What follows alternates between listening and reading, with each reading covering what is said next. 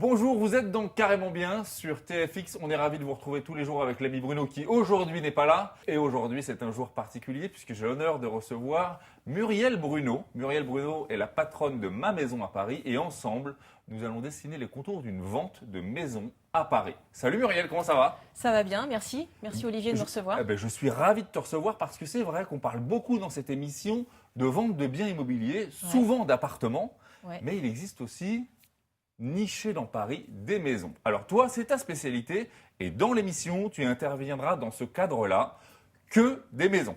Absolument. Alors, première des questions, dans quels arrondissements on peut encore trouver des maisons à Paris? Des maisons qui m'intéressent particulièrement, qui sont vraiment des havres de paix nichés dans Paris, sont par quartier plutôt résidentiels comme à la Moussaïa dans le 19e, la Cité des Fleurs dans le 13e, dans le 14e, le 12.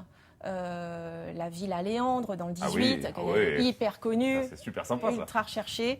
Voilà, c'est plutôt des petits havres de paix comme ça qui sont assez intéressants à dénicher. Bon, on va s'y employer en tout cas. Alors, pour tout le monde, c'est un peu un rêve inaccessible, une maison à Paris. Ma question, c'est est-ce que l'on peut encore trouver des maisons à un prix abordable dans Paris? Alors, un prix abordable à Paris, c'est la question qu'on se pose également pour les appartements. Mais oui, selon moi, sur une... En dessous du million, on trouve encore des choses ou pas? Absolument. Récemment, dans le 13e, à 760 000, il y avait... Alors, une maison à refaire de 12 mètres carrés. De 60 avec un bout de jardin, à refaire intégralement. Mais vous voyez qu'avec les travaux, on arrive en dessous du million.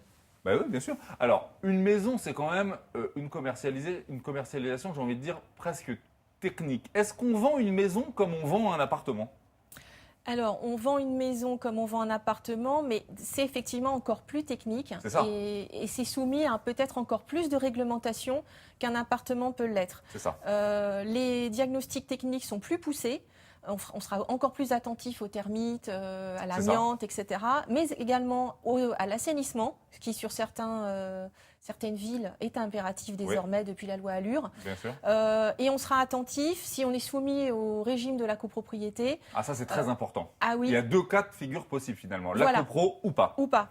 Alors qu'est-ce qu'il diffère? Eh bien, en copro, évidemment, il faut avoir demandé l'autorisation de la copro pour une ouverture de toit, pour une extension, une surélévation. C'est les règles de copropriété de base. D'accord.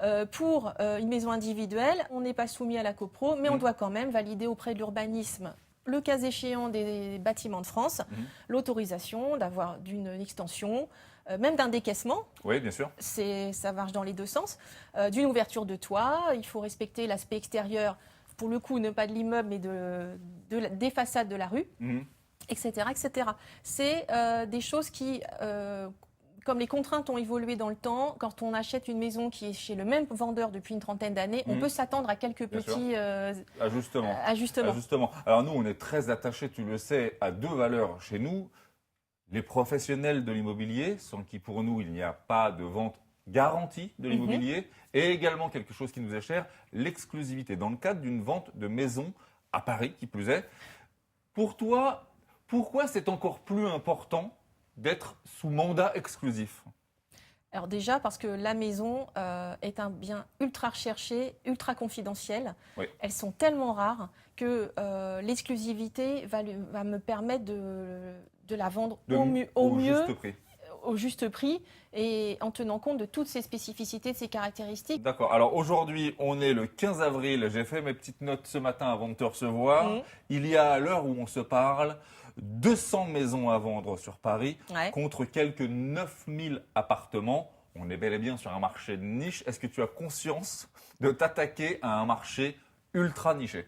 Alors non seulement j'en ai conscience, mais c'est pour moi la valeur ajoutée que je peux présenter pour les vendeurs de biens, que d'avoir une base de données d'acquéreurs qui ne recherchent que cela et d'être donc un facilitateur de rencontre entre un vendeur de maison et un acquéreur de maison. Eh bien, c'est tout le mal qu'on te souhaite dans l'émission, Muriel. Merci beaucoup de ta venue. À bientôt. Merci.